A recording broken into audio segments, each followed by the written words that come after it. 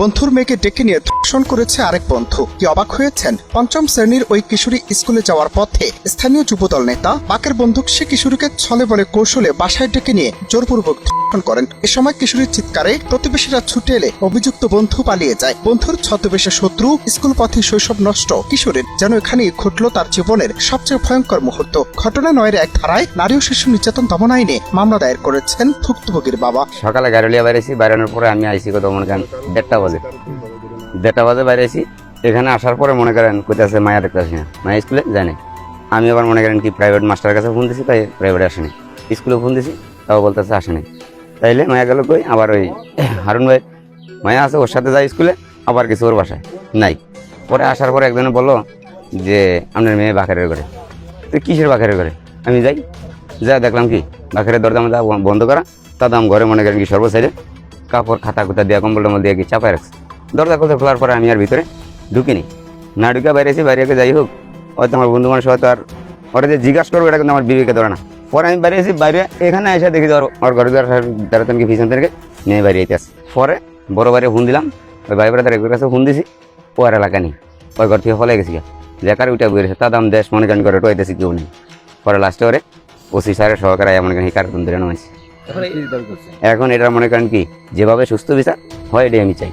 এ ঘটনায় স্থানীয়রা বলছেন রাজনীতির আড়ালে ধৃষ্টতার সীমা অতিক্রম করল এই নেতা। একটি স্কুল পড়ুয়া শিশুর উপর এমন ধরনের নৃশংসতা পুরো এলাকাকে স্তম্ভিত করেছে। ভুক্তভোগীর বাবার ভাষ্য মতে অভিযুক্ত যুবক আগেও তার মেয়েকে কুপ্রস্তাব দিয়েছে। এই অবস্থায় পরিবারের আর্তনাদ এবং তাদের অনুরোধ এই ঘটনার ন্যায় বিচার যেন দ্রুত হয়। স্কুলে মায়েরা কোথাছে তোর আপু স্কুল আই নাই, আমি কি করছি প্রতিদিন স্কুলে যাই, স্কুলে জানাই তুই ফেরাবেড়ে গেছো, ফেরাবেড়ে গেছি, ফেরাবেড়ে টালা মারি না ঘরে। পরে কথার পর আমি গোসল করছি, গোসল করে নামাজ পড়ে মজু করছি। এর মধ্যে কই না এর বউজন বাড়িতে নাই। আগে পরে মানুষে কিছু কথা আমার জানাইছে, তো আমি একটু যাই দেখি। পরে গেছি, যাই হের ফাঁসের ঘরে হের বাইর ঘর, ফাঁসাফাঁসি ঘর তো জোর ঘর, কারণ টিনের তুরুক ফাঁকা ছিল, ফাঁকা দিয়ে আমি চাইছি যে কাঠের লাগে দিয়া খাতা টাঙাই লইছে, আর এই তুরুক ফাঁকা ছিল, ফাঁকা দিয়ে আবার গাঞ্চা টানাই দিছে। আর মায়ের জুতা নিছে, ওই জুতারই এখনো ফাঁকা আছে, জুতা মায়ের নিছে। দেখাতে আমি ছায়া রয়েছি, আবার টেনশন করে যে ফলে বাজারটা নাই কই থাক আই আমি আগে ছায়া রয়েছি। তার মানে দেখছি মায়েরা খাটের ফতে নামছে, নামার পর আবার খাটের আবার মায়ের উঠেছি তখন আমি বাড়িয়েছি, ওই গর্তন ফাঁসের গর্তন বাড়িয়েছি। আমার দেওয়ার আইসারি, তো আমার দেওয়ার আমি কইলাম কই এই ঘটনা ঘরের ভিতরে মায়ের নামছে, নামার পর আবার উঠেছে। আর জামা গাতা ছিল মায়ের, জামা গাই সালোয়ারের পরনে আপনি রাস্তায় ধরে উড়াইছে হিয়া খাটের উপরে উঠেছে। এবার কথা দেওয়াই নেই, কথা দেওয়াই না, আমি আর বাড়িয়েছি। কি মনে হলো? আমার মনে তো হয়েছে যে অনেক কিছু। হ্যাঁ, 9টা বাজে মেয়েটা গেছে, 2টা সারাদিন এনেছিল। হ্যাঁ, আমরা তো জানি যে মায়ের স্কুলে যা, প্রতিদিন প্যারাবিডে যা স্কুলে।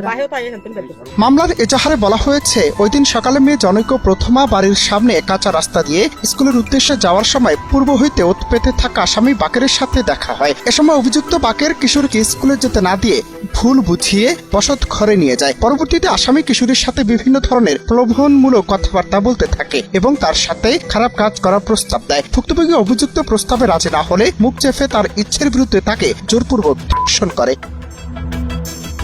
এই ঘটনায় ভুক্তভোগী পরিবারের ভাষ্য, দৃষ্টান্তমূলক শাস্তি না হলে অপরাধীরা হীনভাবে পুনরায় একই কাজ করবে। একজন স্কুল পড়ুয়া শিশুর জীবন বৃত্তান্তে যে দুঃস্বপ্ন নেমেছে তার দায় সমাজকেও নিতে হবে। আজ প্রশ্ন একটাই, আমাদের সন্তানরা কি আর নিরাপদ নয়? এই ঘটনার ন্যায় বিচার সকলের জন্য সতর্ক বার্তা। অপরাধী যেই হোক, বিচার তার অপরাধের ভিত্তিতে হোক, পরিচয়ের ভিত্তিতে নয়, এমনটাই প্রত্যাশা সকলের। ঘটনায় পুলিশ বলছে অভিযুক্তকে গ্রেফতার করা হয়েছে এবং সেই সাথে বিষয়টি স্বচ্ছতার সাথে খতিয়ে দেখা হচ্ছে। যে এখানে একটা পঞ্চম শ্রেণীর ছাত্রী ধর্ষণ হয়েছে, তো ধর্ষণ হওয়ার সাথে আমাদের থানায় মামলার সাথে সাথে আমরা 1 ঘন্টার ভিতরে আসামি গ্রেফতার করেছি। ওই মেয়ের বাবা বাদী হয়ে মামলা করেছে, তো মেয়ে বাদী যারা হয়েছে আসামি আমাদের কাছে প্রাথমিক স্বীকার করেছে, আসামিকে আমরা বিজ্ঞ আদালতে সোপর্দ করেছি।